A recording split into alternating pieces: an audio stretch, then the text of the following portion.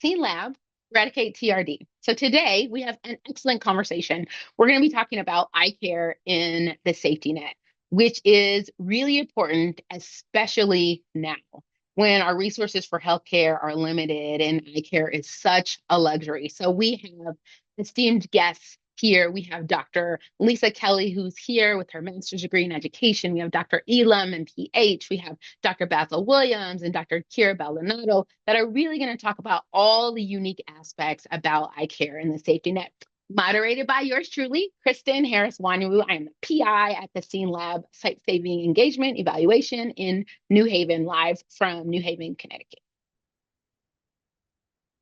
This is a very important part of outreach and community. Here are some community organizations that still need our help, organizations that are still healing from our hurricanes in Jamaica, organizations that still need more food. Food insecurity is a huge deal. So Varick is our food pantry in the neighborhood that we work in on Dixwell Avenue in New Haven.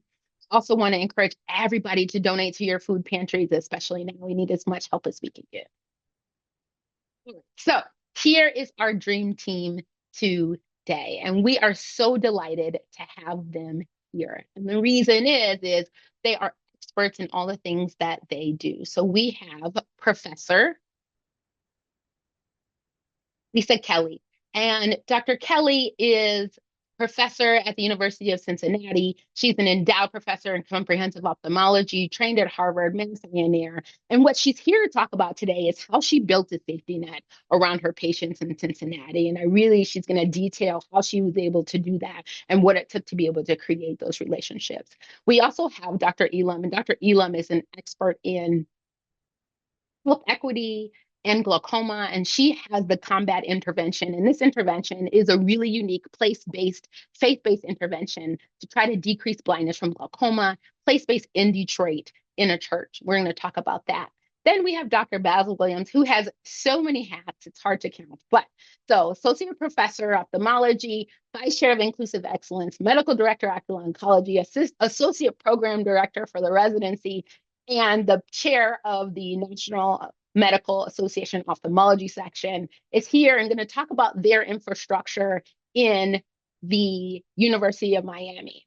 And I really wanted him to really highlight some of the unique experiences that his patients are having, particularly with ICE raids, and trying to make sure that we understand those specific challenges and following up with our communities that are there. And lastly, but definitely not least, we want to talk about the advocacy side. So as soon as I met Kira Baldonado, I said, do you have a conversation? And the reason I did that is because she is just fantastic at what she does at advocating for patients. So she's the executive vice president of Prevent Blindness. You all have heard this organization. She has 30 years of experience of figuring out how to be collaborative with our advocacy and with our patients. And we're so lucky to have her working in this space with eyes, not only advocating, but what I love about what they do is they also have interventions that are patient-led. So she's going to talk about the safety net aspects of those things. And so to kick us off today, we're going to start out with just a little tidbit. You'll get maybe a few minutes on each person, and then really to highlight the nugget of what this is and why we love having these conversations is we're going to talk about the how. In all your places and spaces, there's a safety net, and you need to figure out how to deliver that care. And it's really challenging, especially in America right now. And so we're going to have a conversation about how to do it and how to make it make the most sense and how to make it work. So, Dr. Kelly, I'm going to stop sharing, give this over to you, and turn myself off because I got to hear this. Well, thank you so much for inviting me to be here and part of this really important conversation. I am going to talk without slides because I really want it to be an intimate conversation between us and talk about what's going on in Cincinnati. By way of background, I am a comprehensive ophthalmologist at the University of Cincinnati, and like most people, I wear a lot of hats. I am the Taylor Asbury Professor there. I direct medical student education, but what's really most important for the conversation that we're going to have today is I am the medical director of the outpatient clinics here at the University of Cincinnati. And the University of Cincinnati is a safety net center in every definition of the word. And so my team and myself, our work really lives at the intersection of clinical care, health equity, and implementation science. And we're on the front line, and what we're seeing right on the ground is, I think, what everyone is seeing in safety net centers, which is diabetic retinopathy and many of the other conditions that we treat. It's not just a medical diagnosis. Cincinnati has a very, very high level of social vulnerability, and diabetic retinopathy is really a signal of deeper structural inequity in our patient population. We, like a lot of other centers, have mapped, and our most severe disease occurs in those neighborhoods in Cincinnati that have the highest social vulnerability. And these are the communities that we all know are facing really limited access to primary care, transportation barriers, limited English proficiency, insurance churn, and chronic economic stress. So that is where we live in our outpatient environment. And the pattern in Cincinnati is really very clear and aligns with the work that is beautiful work that's going on across the country, which is we know that when we map our population here in Cincinnati by SVI and other community distress indices, the overlap is really very unmistakable. Unmistakable that we are seeing our most severe disease in those areas that are most socially vulnerable. And it concentrates even the greatest in those areas that have the highest level of distress. So there is really almost a cliff effect, a threshold effect for our patients. And so, like many others, I get to see patients who come in who are in their 30s and 40s with end-stage diabetic retinopathy that is a social disease. It's preventable, and that is great moral injury to watch that on a regular basis. But if there's any silver lining to that, it's that these inequities are predictable, and that gives us a target for prevention. And that is the strategy that we have taken at the University of Cincinnati. We've used the tools that we have of teleophthalmology, screening, targeted social support, bilingual communication resource allocation for our limited English proficiency patients, and community partnerships to take that targeted approach to what is preventable disease.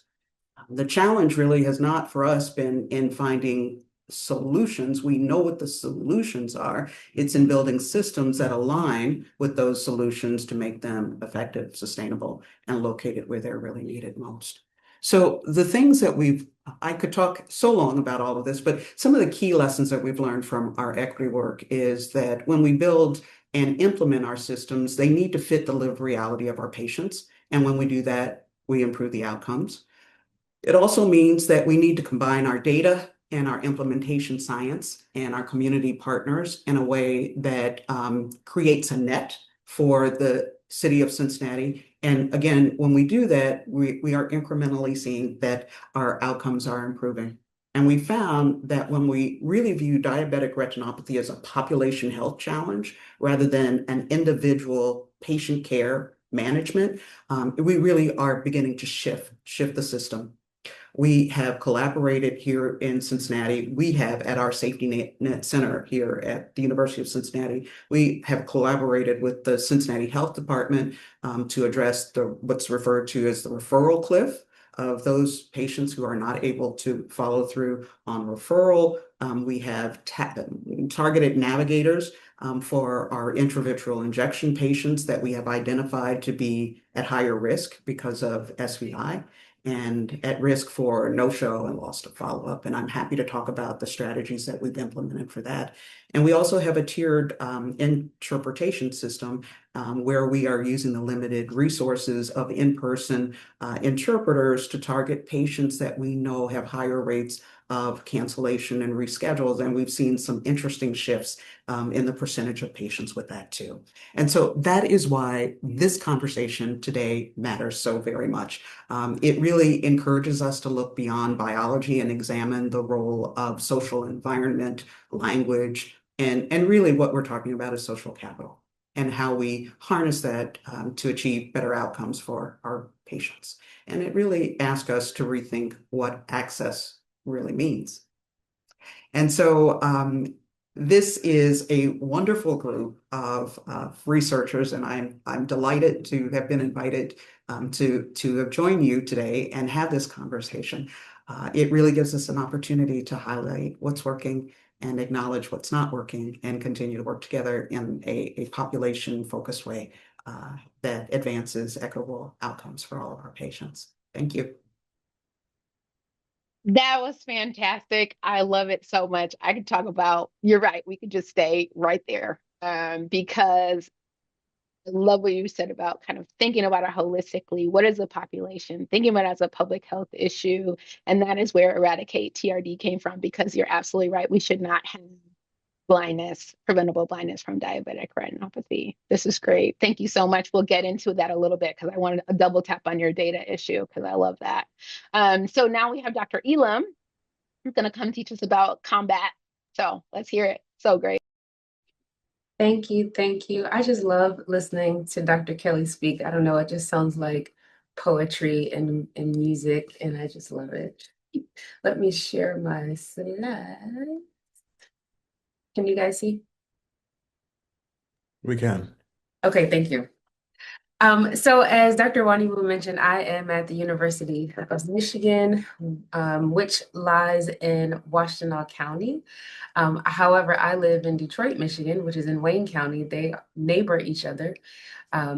There are 99 counties in the state of Michigan. Washtenaw County, which is where the University of Michigan lies, is #1 in the state with regards to health and health outcomes for its residents.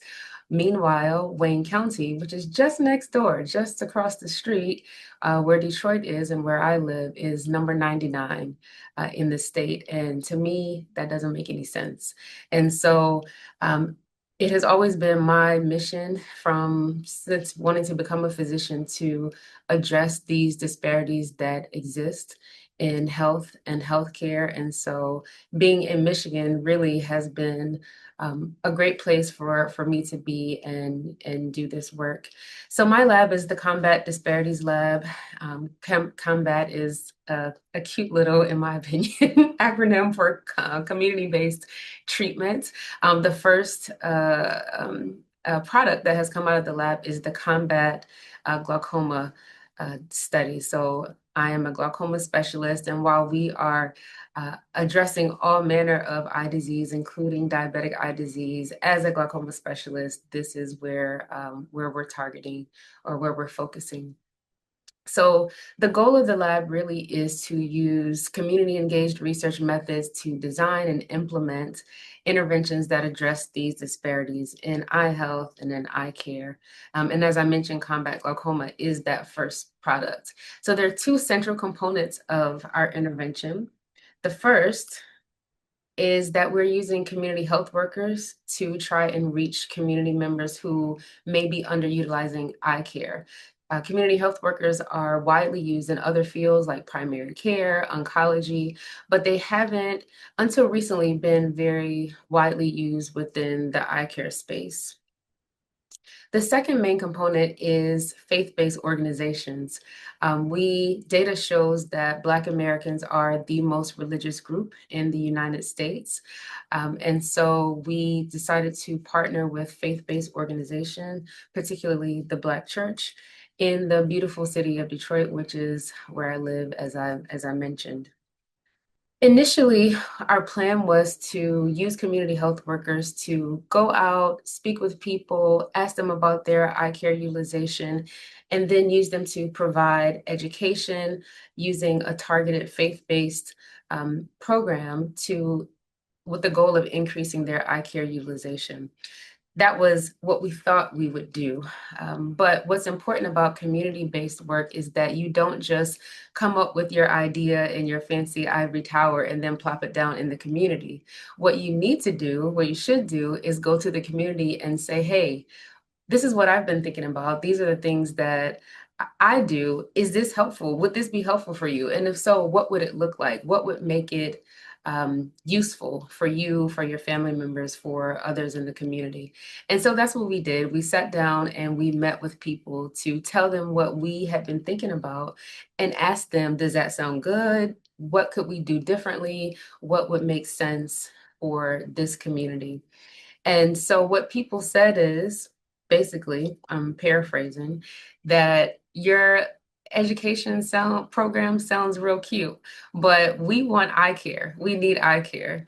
And so we had to pivot a bit. We didn't have funds to provide eye care. Many of you know that our equipment in ophthalmology is very expensive, but when you ask the community what they need, you need to listen. And so you can't just ask people what they want and then not do your best to provide that. So we went out, we got more funding, and we bought all the fancy equipment to do heavy duty eye screenings. And so we use community health workers to go out to the community, find people and invite them to the church, which is where we have this basically a screening clinic. We check people's refractions, meaning we check their glasses prescription. We do a full dilated eye exam. We take pictures of their eyes. We're able to screen for diabetic eye disease, for glaucoma, macular degeneration, all the heavy hitters. And that has been successful over the last year or so.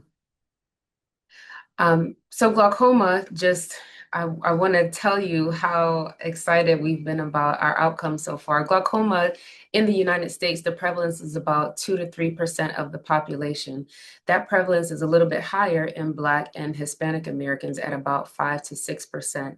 But over the past year or so, we have identified 42% of the people who have come through our program have been flagged as having glaucoma or being suspicious for glaucoma. And those people have been plugged into appropriate eye care with the help of the community health workers. We believe that having and getting feedback from the community members, we understand that they feel comfortable getting their eye care at an institution that they trust. And so we are excited about the work that we're doing. The 42% is scary to me to know that there are people that would otherwise have been walking around potentially going blind. But this just reaffirms that the work is important.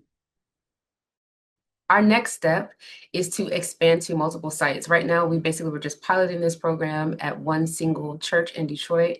The next, hopefully this year, we will expand to other sites and conduct clinical trial with the support of the National Eye Institute.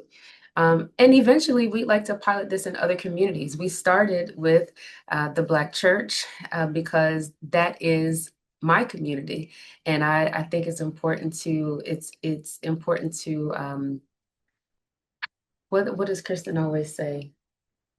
Grow where you're planted? Yes. But this method can be used in other faith organizations, in other geographic locations, and in areas where a different language is primary. And so there's great opportunity to expand this program.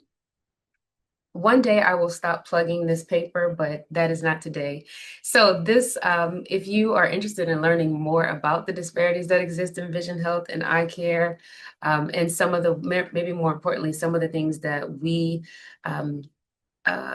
suggested that can be done to improve and address some of these disparities, feel free to use the QR code to take a look at that paper. And yeah, I'm excited for the conversation, and thank you guys for having me.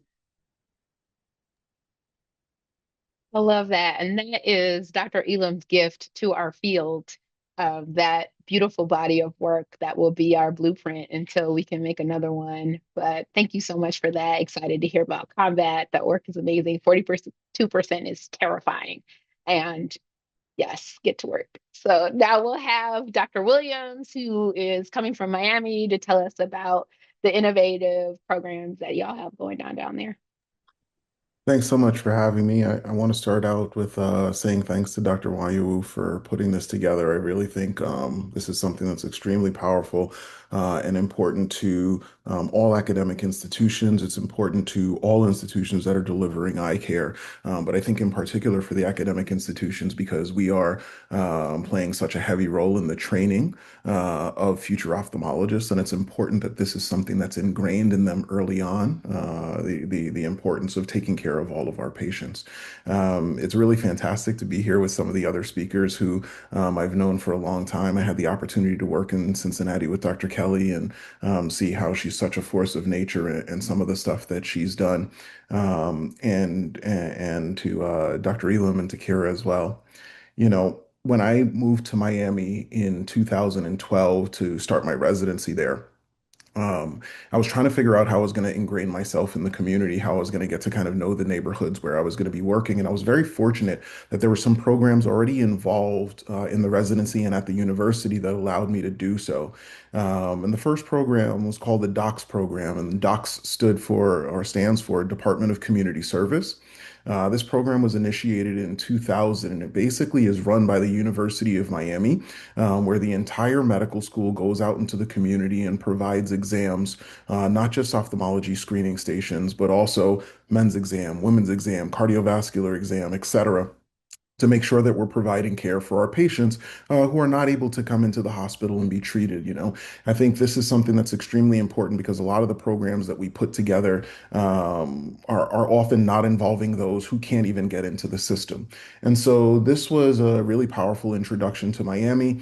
This was kind of a medical student run process where the residents and fellows and faculty would help guide them. And this really helped to give my appreciation for how to educate and train our medical students and our residents and our fellows in the importance of health equity. And we also noticed that there were some challenges, as Dr. Kelly was talking about, kind of the referral cliff, where we would give people, if they had pathology on their screenings, on their eye screenings, we would give them recommendations for follow-up, but it was a real challenge to get them in.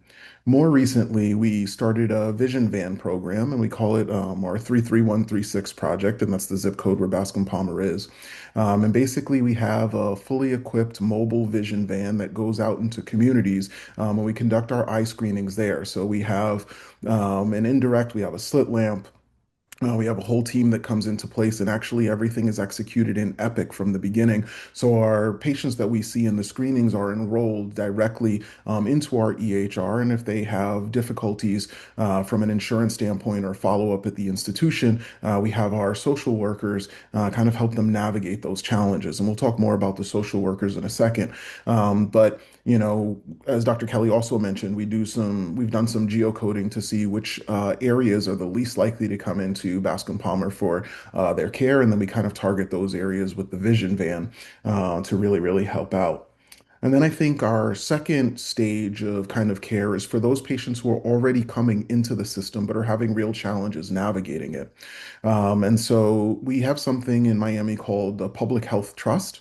And that's where 1% of sales tax in Miami-Dade County is used to provide health care for those who are uninsured or significantly underinsured.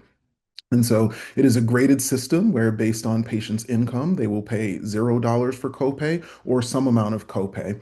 And Bascom Palmer provides the ophthalmology care for those patients. And so they are able to come into our facilities, and largely through the work of our social services team and our social workers, we have patient assistance programs for injections and for medications. And so that provides a huge benefit for those who show up to the hospital but don't have the insurance to be cared for. And then the third tier we have is kind of in our system already. So people who have their own insurance and who are seeing the doctor, but may have challenges getting the medications and the treatment that they need. And so in order to provide some foundation for this, we looked at some of the neighborhood geocoding, as Dr. Kelly mentioned as well. And that helped us understand who our most vulnerable patients are. And that allowed us to kind of work with our Epic team so we can, we're putting the last steps on putting a flag system together for those who meet the criteria for SBI, ADI indices, because we know they're going to be more affected in their care. And that will kind of automatically flag a referral to our social services system because we want to reduce the number of clicks that doctors have. And so those are three of the things that we've been focused on. And, we have one more project that we're getting off of the ground with one of our interns who's heavily interested in patients who have been through the carceral system, where we have like a really a deficit of knowledge and data on how we take care of those patients who have been previously incarcerated. And so we are now working with our community in a reentry zone, with a reentry zone facility to kind of understand that a little bit better. And as we work on taking care of patients from the clinical and surgical standpoint, we are also thinking about the educational standpoint. And we were just fortunate enough earlier last week to receive a grant from the Genentech Giving and Social Impact team, where we can actually put together an educational program for our patients with diabetes. And so this is a program that includes endocrinology, nutritionists, and ophthalmologists to kind of talk about how we take care of diabetes from a holistic perspective, especially thinking about nutrition in a culturally appropriate way. Because I know we've had some of our patients talk to nutritionists and they say, I don't even know what food ingredients they're talking about. No one in my family eats this. This is not something that we would actually think about. And so making sure that we have culturally appropriate education and some cooking classes for fun and collaboration are the next steps to be rolled out in Q2 of 2026. So a lot of exciting things going on. And we are looking forward to kind of continuing to try and do our role to the best of our ability. Thanks for having me. Incredible. I love it. I love all the things from, being out in the field, from to be able to talk about education to the infrastructure, the EHR infrastructure, and how you get those data. How do you keep docs free of having to manage it and a social work system? Just fantastic. So now we'll have Miss Kira Baldonado to come and talk about, from the advocacy perspective, how we do the safety net, what are the important things, and how to best care from our patients from all the way from their homes all the way to DC. Thank you. So, well, thank you for having me. I'm going to pop on my slides here and hopefully everything works. There we go. Well, thank you for having me here today. And I'm really excited to be here among these esteemed colleagues doing fantastic work across the United States. And I wanted to share a little bit at first about Prevent Blindness in case people don't know who we are. We are a patient advocacy organization. We were established way back in 1908 I guess I'll leverage the part of the title of this presentation. We were established to eradicate ophthalmia neonatorum. So hopefully you think of that as a pretty rare disease because of the work our organization did way back in the early 1900s. But as an organization, we've always been interested in finding out what's keeping somebody from having healthy vision, what we can do to prevent vision problems, and how we can support individuals should they be affected by vision loss or blindness. And so our organization, you may consider it like a wraparound to all of these fantastic vision services being given. We are there to empower systems to make sure vision and eye health can be considered as a part of the work of primary healthcare providers, to community health workers, school nurses, senior care providers. Vision and eye health has such an important role to play in all the people served by those systems. But oftentimes vision is not necessarily part of their training or their natural course of work. So we put together a lot of great tools, information, collaborations, policy efforts with those kinds of groups to make sure they're considering vision and they're able to get individuals that need care to the programs like we've heard already today. We really use three key methods to put our work out there: educate, collaborate, and advocate. So I'll dig in a little bit to each one of those. And we do like that it rhymes. It kind of keeps it top of mind. But the way that we do this is really, like I said, to be that supportive wraparound. So hopefully by the time I'm done, you can see how the tools we have, the ways that we work, the opportunities that we provide further expand the way that people are getting eye care, the way that we can prevent vision loss, and the way that we can, at the far end of it, advocate for the way patient providers work together, the way that patients are working and are part of the way that policy is developed, and changing those that need change to improve access to care. And of course, I put my contact information on there if anybody would like to reach out to us. So that first approach, educate, the way that we work is we're always working in collaboration with the audience that we want to impact. So the tools that we put together, the information that we put out there, the way that we speak in our materials, it's always developed in course with the patients, with the care providers, with community health workers, to make sure that what we put out there is actually going to be meaningful. And as an organization, we're dedicated to putting everything that we create out there in English and Spanish at a minimum. We do have some materials in other languages, but at a minimum, we're always putting it out there, at least in English and Spanish, and audience specific. So as I mentioned, we want to make sure that what we put out there is meaningful. And just as an example on the screen there, I put a copy of a fact sheet that's newly developed for us around diabetes, focusing on parents of teens. We want to make sure that parents, as they have a teen who may be recently diagnosed with diabetes or living with diabetes, that they have the power as a parent to help them establish good vision habits, that periodicity of an eye exam that's appropriate for their type of condition, and how to actually feel comfortable getting eye care, making appointments, having conversations around eye health. So it's not something that we continue to hear way too often from teens and young adults, that nobody ever spoke to them about eye health with their diabetes. So we're targeting first that parent for the teenagers, to arm them with the information that they can use to help empower their child. We have a similar document that's targeted to young adults, 18 to 40, to help them understand as they're living with diabetes that it can impact their vision, that there are steps that it can take, and give them the resources, the directions, and next steps to take with their eye health. So really getting very audience specific with the information that we put out there.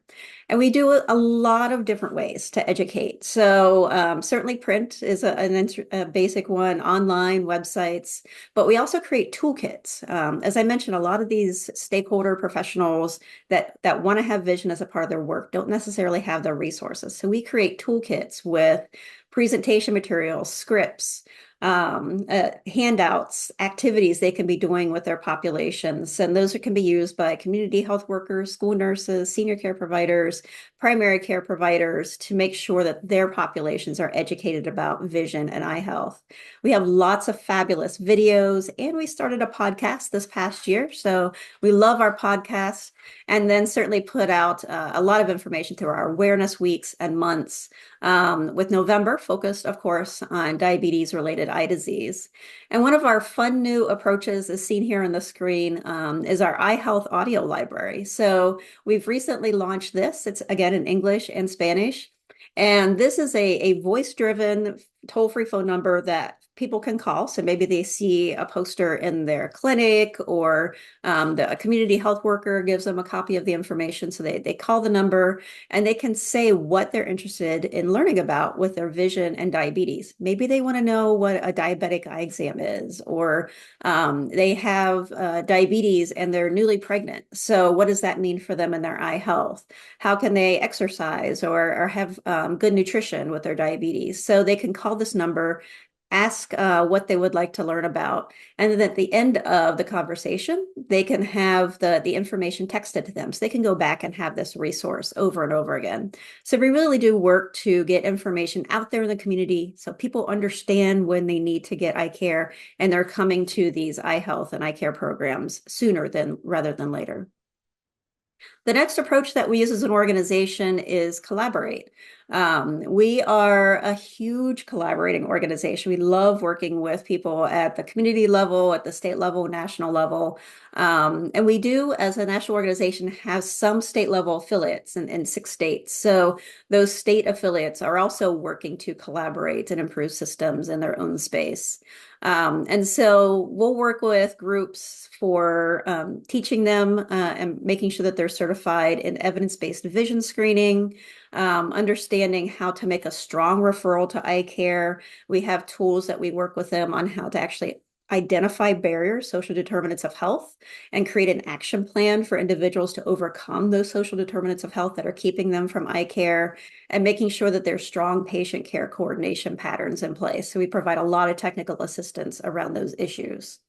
We also partner with companies, organizations, local eye care providers. You see one here in the image, partnering with local eye care providers to provide a community-based eye exam.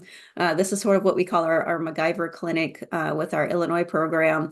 And they travel around to different communities, set up the clinic, and provide eye exams right on site, working within the community that they're targeting. All of this together, the vision screenings, the referrals, the eye exams, providing individual access to no-cost eyeglasses and eye exams, serve a total of 2.4 million people annually through our organization. So that's just 1 year through all of these different methods: vision screenings, referrals, eye exams, eyeglasses. We're reaching 2.4 million people each year. So you can see we've got to educate people to understand when they get to eye care. We've got to collaborate to make the eye care possible.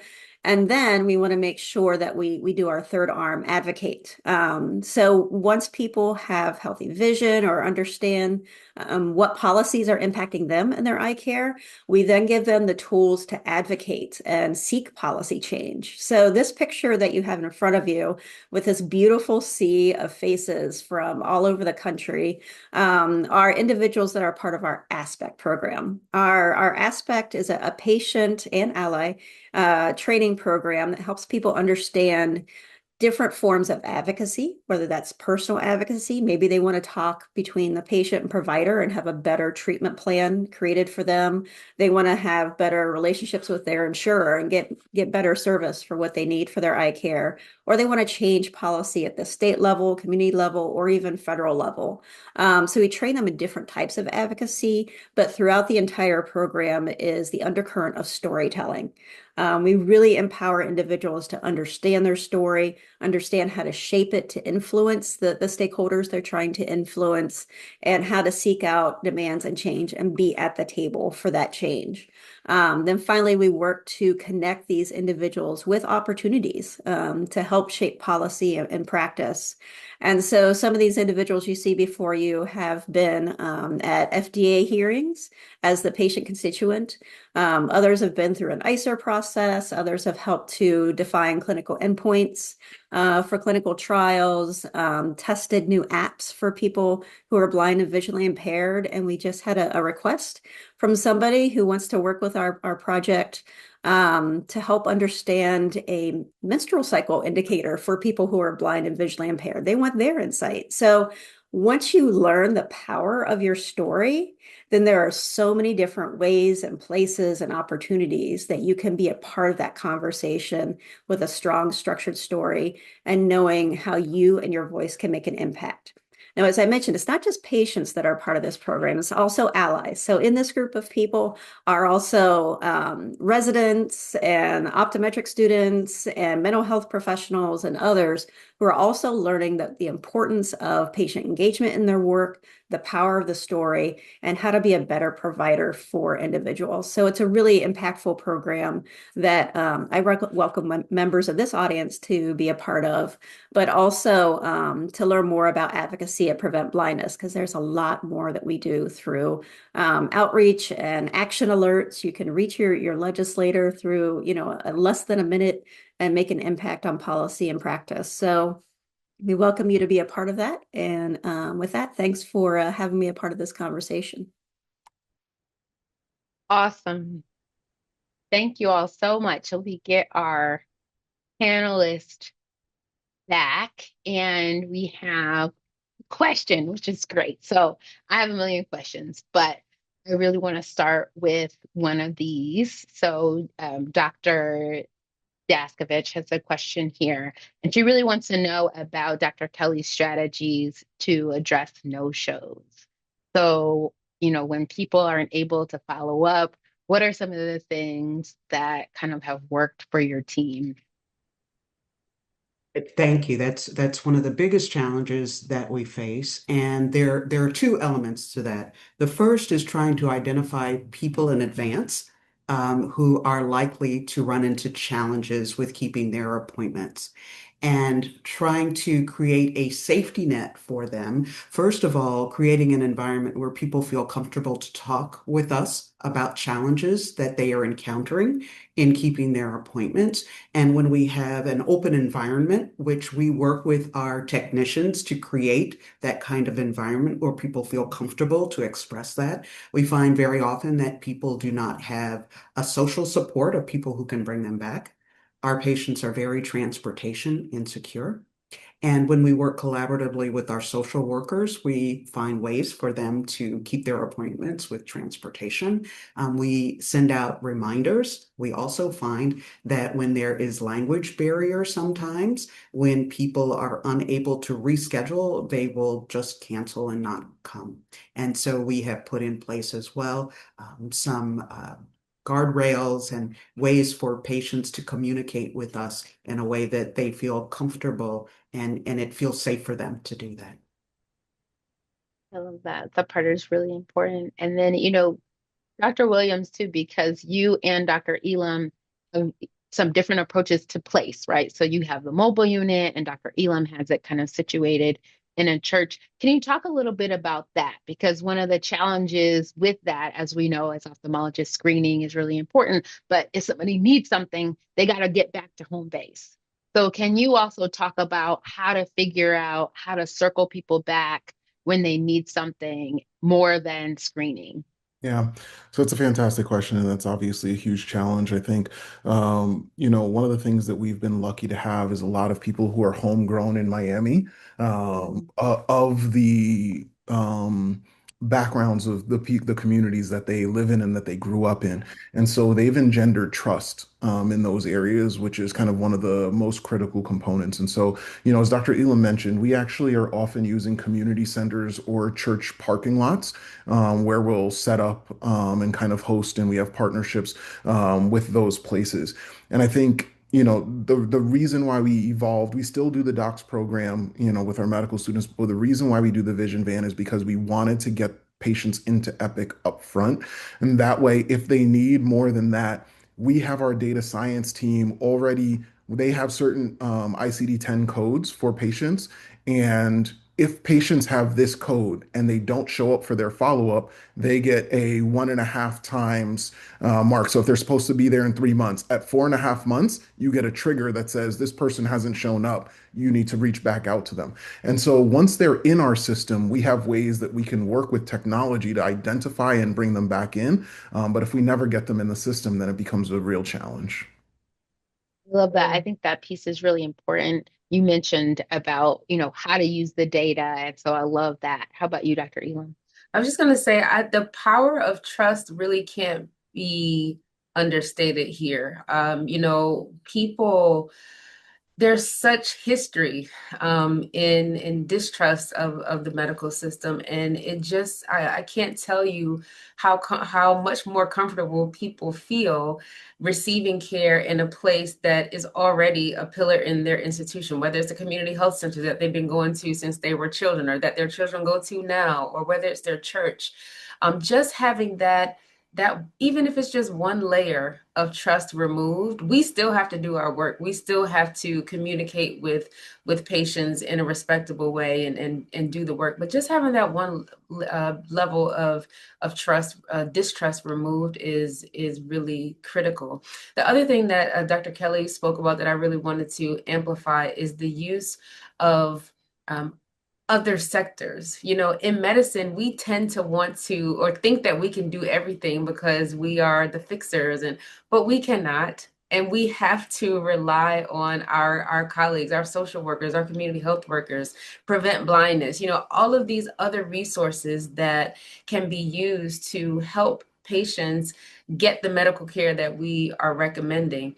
We have certainly had patients that we are like, you must see an ophthalmologist like within this month. And patients are completely overwhelmed. They're terrified. What does this mean? What does this look like? Having a community health worker that is from the community, someone that they know that can help them navigate this space, help them get the transportation resources like Dr. Kelly mentioned. And again, just being able to walk down to the church and say, I couldn't make that appointment yesterday, but can somebody help me work this out? I mean, I don't think the importance of that can be understated. I love that. And, Ms. Baldonado, also love the piece about that patient empowerment. So can you talk a little bit about kind of I know y'all have a lot of science to that, but like the pieces of how you empower those conversations with doctors, how you empower patients to be advocates in the vision space, because I think that all of that ties together. Yeah, there's actually several layers of empowerment that we have as an organization. So I spoke about our Aspect Patient Engagement Program. That's a pretty formalized training program that we have where individuals go through a 10 meeting series over a period of about 20 weeks.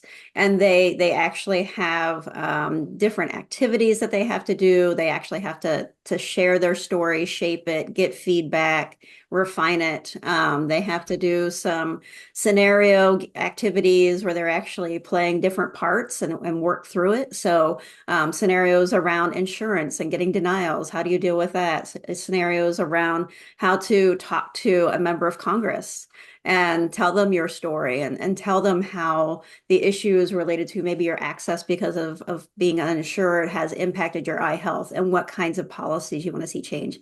These are pretty high level things. So that's a pretty detailed structured training that individuals do dedicate themselves to. We train around 70 individuals a year in that program and have trained over 300 since the program started. So there's an army of people that have strong stories, that are not afraid to speak up, that are not afraid to be at the table and at the conversation. And I think that's just so critical that we are all nurturing individuals and their stories and making them feel that every story is important. There are other ways that we support individuals. We have another online app that's free called the Glaucoma Community. So for those glaucoma programs out there, this is another resource. This is one that does come in 7 different languages. And so it provides kind of like a Facebook feed for individuals, so the individuals that all have glaucoma can connect to each other, share things about their lives, ask questions, but it is moderated. So if they start to ask medical questions, we do refer individuals back to their provider. It also has the latest news and information based on what they want to know about. Do they want to know about exercising with glaucoma? Do they want to know about what to eat? Do they want to know what are some fun things you can do or ways that you can help yourself if you have low vision? So those things feed into their news based on their desire. And it also has what's called a patient one sheet that helps them remember what are all the medications they have, what are their surgeries that they've had, what are their other allergies and everything. So if they need to reestablish that with a care partner, with a new provider, that's something that they can securely share with each other. So it's a great piece. And this is something we're actually testing in a clinical trial right now with a couple of different locations to have this brought up in the EMR so that as people are diagnosed with glaucoma, this is a resource that can be given to patients and there's somebody at the office to help them download it and make sure they understand it. So it's something that's utilized and reinforces the care that they're receiving. And it does lead to improved relationships with the providers, improved understanding of the condition. So that is it's online and app based, but it does empower individuals. And then finally, we have our Living Well with Low Vision resource, which really is for those individuals who have unfortunately lost some degree of vision or all their vision. It helps them understand what they can do to have a high quality of life. How can they continue doing the things they love in new and different ways? How can their care partners be supported? What are the resources they need to be referred to when maybe there isn't anything more the ophthalmologist can do? How can they be connected to a vision rehabilitation provider to continue improving their quality of life? So a little bit of something for everybody. We have to meet the individual where they're ready and where they're coming from. And so that's why we try to provide lots of different options. I love that. Thank you so much. And, when we think about kind of facilitators from our implementation science lens, one of the things that kept coming up was data. And I love it. If you know me, I nerd out about data. So, Dr. Kelly, I would really like to start with you and kind of one, I really appreciated how you all tried to figure out where to focus your resources. But then what I loved about the piece that you added onto that were your metrics and measures for how you're doing and how you are doing well and your success. So can you really talk a little bit about kind of designing that and kind of how you structured that for your program? Sure. And it really started out with a study that one of our medical students wanted to do, looking at surgical outcomes in people who had limited English proficiency. And what we found at the end of the study was that there were zip codes where we should have been seeing patients and we didn't. And the patients that we saw from certain zip codes had a much higher burden of disease at the time that they came for cataract surgery. And so that launched us into wanting to do a deeper dive into understanding the dynamics of our patients and their illnesses as a function of their geography. And so that was the launch of how we began to use the data that's in Epic. And we have worked with Epic so that we capture SVI on all of our patients. And we do mapping. We work with the Cincinnati Health Department to understand they have modeled eye disease by zip code for us. And it has made it quite nice for us to superimpose some of what we're seeing in our own Epic data and gives us some guidance as to where to focus our resources and where we're most likely to get the greatest leverage for the work that we're doing. I love that. I mean, Akua Frimpong did something similar where she looked at our diabetic retinopathy progression and kind of mapped that. That was in ophthalmology science. We're so proud of her. And I think those data are a great place to start. And while, SBI has its flaws, like, they're Sure. heterogeneous, lots of different people are living there, but I love it as kind of a starting point. And I know, Basil, you also mentioned this in your work as well. Yeah, so we do a lot of so whenever patients check into the system, they get real-time geocoded based on their neighborhood blocks. And so, there are some benefits to that because it's kind of a smaller level than zip code, but there's still some heterogeneity and some difficulties with it. And obviously, all of these indices are going to have some challenges, but I think Yeah. number one, it's a start. Number two, it actually gives us concrete steps that we can make to try and help patients.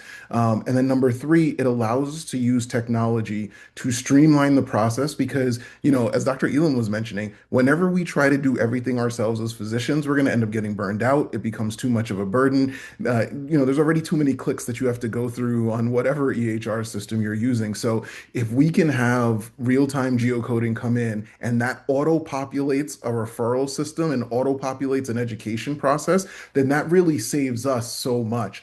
And that's kind of how we thought about the education program. A lot of our retina specialists are moving through clinic very, very quickly. And you try to give the patient as much time as you can. And we know none of that is sufficient to have a really full discussion about diabetes, how it affects the eyes, how do they live their lives. And, some of it we don't need to be doing, as we were hearing from, from Ms. Baldonado, like we should be using Prevent Blindness and all the resources they have. And at the same time, we want to be able to have actual programs that are long form discussions about what we can be doing, what patients can be doing, and how we can kind of work together, as opposed to just thinking about our short clinical time when it really is about clinical decisioning and treatment as opposed to the full education process. Yeah, I love that so much. And, Dr. Daskovich was asking about that program. So it was nice of you to be able to bring that up and make sure that you open that up because we did some focus groups as well. And a lot of our patients were like, okay, what do we actually do? And the way that Dr. Tarika McCall describes it is life flow. I think you all were talking about this. I think Dr. Kelly, you were talking about this, is that you have to have interventions. You have to design something that's appropriate to how someone lives. And when you're trying to figure out what that should be, the autonomy of being able to articulate that or being able to give options that are appropriate is super, super important. So I love that. We have another question about anybody who's using Cerner to do this. I don't have a Cerner, but yeah, I think that's also important. But I don't think that any of y'all have that to do it. But the important part is that it requires a zip code. So the indices are done. So if you can find the zip code, you may not be able to automate it, but you at least are going to be able to find it and figure out what to do on the back end. Dr. Elam, did you have something? No. And so someone was asking about your recruitment. So it said you found such high levels of disease. How are you recruiting? We have not done a huge ton of recruiting, to be honest. I mean, to start out, we we're there. People, we chose a site, a church that is already embedded in the community. People already come. So one of the things that I really want to highlight is that oftentimes people want to use churches or other faith-based organizations, and they're focusing on the church congregation, but that's not really it. There's more to it. You want to go to a church that is a focal point, that is already engaged in social action and social justice in the community. And so it was easy in that people were already coming. And so when they come for the food pantry, or for bingo on Thursday, or for the community action rally on Saturday, we engage them and say, hey, when was your last eye exam? We had community health workers who would just go to the laundromat and pass out flyers. And before you knew it, the one guy at the laundromat sent his cousin, and then hit her, she sent her neighbors. And I mean, I can't imagine if we had the resources, and hopefully with the next grant, we will have the resources to really go knocking on doors. And I just can't imagine the type of reach that we will have. So I think, again, this is about utilizing our colleagues who have the ability and the skills and skill set to be able to go out into the community. We are, as physicians, we take care, we provide medical care, but we may not have the ability to go hang out at the laundromat, for the afternoon. But we have colleagues who do, and it is on us to partner with them and other community members to reach out to those patients. So word of mouth is powerful in good ways and bad ways. So if you are not doing right, that will get around too. So, but the power of word of mouth is amazing. Unfortunately, we almost at time. I could talk to you all forever. I feel sad about that. But here's the part where we, do the summary, do those last second, pieces. So I'm going to give you all about 30 seconds. And, I want to just tell the audience about, eye care and the safety net, one of your most important lessons that you've learned, or something that you think they should remember to do. And I mean, of always, I always think about Dr. Kelly's voice too, Dr. Elam. So I want to start with Dr. Kelly. There's so much that I can say, but I think the biggest takeaway is that patients live in a much bigger world than our office, and what influences their ability to have good outcomes is much broader. And I think our approaches need to be more population-based and more appreciative of the communities that our patients live in. I love that. And then Dr. Williams. Yeah, I was going to say I started out my journey in ophthalmology as a technician, and the retina specialist I worked for, when the patient would come in the room, the first thing that he would ask is, "So, how are you doing?" or "What's going on?" And they would always kind of say, "About my eye or about life?" And he'd be like, "Whatever you want to tell me." And sometimes just being quiet and letting the patient talk, they're going to tell you what they need. And I think we have so many ideas about what we should be doing and how we should be doing it. Listening to the patient is really, really critical to actually be able to provide what they need. And so I would say in this journey, I am still learning. I learned so much today already, but I'm still learning from my patients on a regular basis, to think outside of my perspective and try and put myself into their perspective. I love that. Ms. Baldonado, do you have your kind of 30 seconds of thoughts for us? Well, and I'll kind of build off of what Basil said. I think the most beautiful outcomes, the most beautiful collaborations start with vulnerability. So if you want to see change in a situation, if you see a problem, be vulnerable and ask and talk to people about it. Find out where they're coming from and have those conversations, and then you start to see a community develop. And once you have a community developed, then you have power and influence. And so I always encourage people, and we're always so afraid to do it, but be vulnerable and share your story, ask your questions, and it will take you to the most amazing places. Love it. And Dr. Elam. I just want to reiterate the importance of listening. listening to the community. I believe, as Dr. Kelly mentioned, there's so much more to health and health outcomes than the medical care that we as physicians provide. And so community in every sense of the word, establishing community with other colleagues, our public health colleagues, our social work colleagues, the community health workers who can help to get to that other part of, making sure that people are healthy, listening to the community, listening to our colleagues, and just community. I think if we keep community at the center of our focus, we, in truly every sense of the word, we will get to where we need to be. And that's it. Thank you so much. Eradicate TRD #2 in the books. Yay. Fantastic, just like I thought it would be. Thank you all so much.